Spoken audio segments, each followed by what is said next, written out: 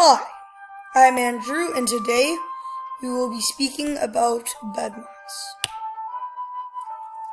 Let's say you have this math test and you get this question. Seems pretty confusing, right? We're going to break it down.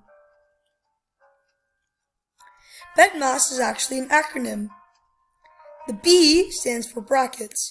Brackets can look like they can have corners, they can be curved. They mean the same thing though, anyways. Brackets' main definition is if an equation is inside of it, it goes first no matter what it is. For example, this plus would normally go before the multiplication, the division, and the exponents. And these two pluses, but thanks to the brackets, it goes first. Brackets can also mean multiplication. For example, if there's no minus sign here, these two would be multiplied. And the question gets a little smaller when the 3 plus 6 turns into 9. Exponents. Exponents always go after brackets. Although, sometimes exponents can be sneaky and catch you off guard, ruining your answer, especially if they're written down. Worse like this.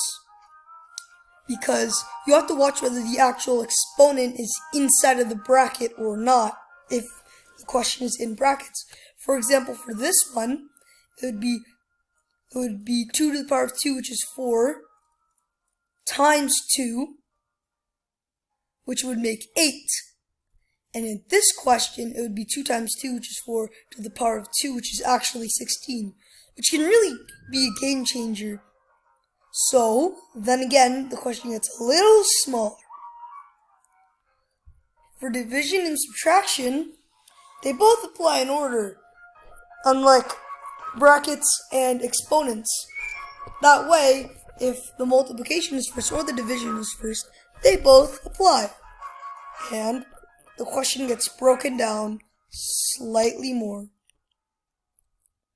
And last but not least, we have addition and subtraction. It's basically the same thing as division and multiplication. Then again, it gets broken down a couple more times because I got a little trigger happy with the subtraction, and we are left with 116. A couple of mistakes that you need to watch for is one that I do a lot, trust me, is doing the division and the multiplication separately. What I mean is doing all the division and then all the multiplication like you do with brackets and exponents. That can really ruin your question. And another mistake is missing whether the exponent is in the bracket or not. I told you need to be careful. And how to fix the exponent problem is you really just gotta keep a sharp eye. It's not really another way to do it.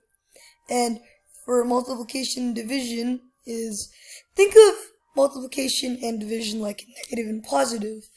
If they can go together, they make an answer no matter what's first or last, and they still apply correctly. Now, here's a couple of resources. I went to SAC and I learned this stuff, and I had a couple of buddies help me. But other resources you could use are Learning More on Prodigy, using a calculator to check your answers. Watch Khan Academy, they're actually pretty good teaching.